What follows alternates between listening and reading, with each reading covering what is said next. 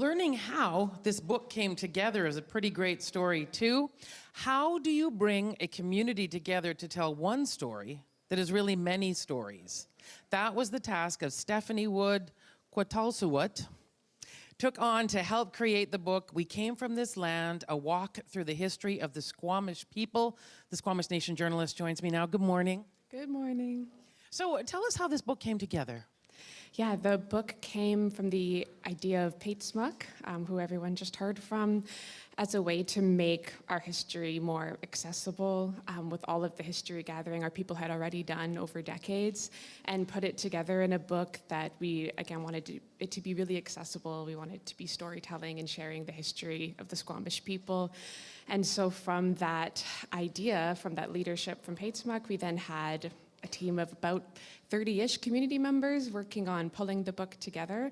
But in reality, it's many more Squamish people. It's all the elders, that you see on the wall here that we were pulling from recordings, interviews, documents, storytelling from decades and decades. And when we were talking, I assumed this would have taken a long time, but you said everyone was just so motivated, it came together rather quickly. Everyone was extremely motivated. Everyone really wanted to see it come together and be able to share it with the community for Amalgamation Day last year. And really, when you look at the amount of hours everyone put in, I feel like it's actually a long period of time, but there were just so many people giving it their all for that amount of time to pull it together. Now, I know lots of different people are going to buy it and read it and learn from it, but what did you want it to be for the Squamish people? We talked about that a lot because as Pate Smuck says in the foreword, how do you summarize over 12,000 years of history in one book? We cannot get everything. So we just tried to make an introduction to history. We call it a walk through history for our people, especially for young people, and then also to invite others to learn more about our history as well. But we really wanted something for our young people to be able to turn to and start to ask more questions about our history.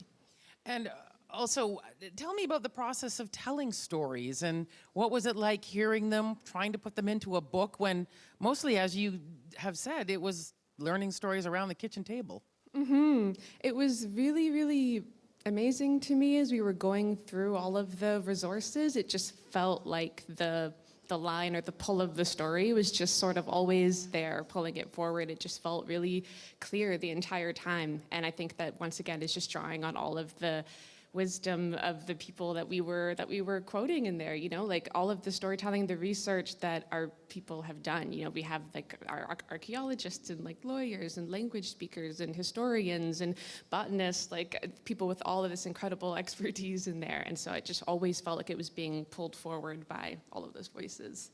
And in the book, you mentioned quite a bit, don't stop here. This is just the beginning of learning. Where should people go next?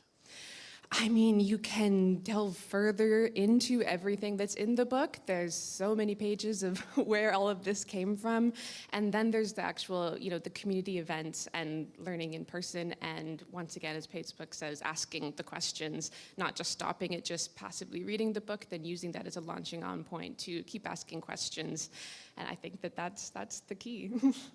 Well, thank you very much, and thank you for coming down this morning. Thank you so much, and we just want to let everyone know the books, everywhere books are sold, so it's a great gift.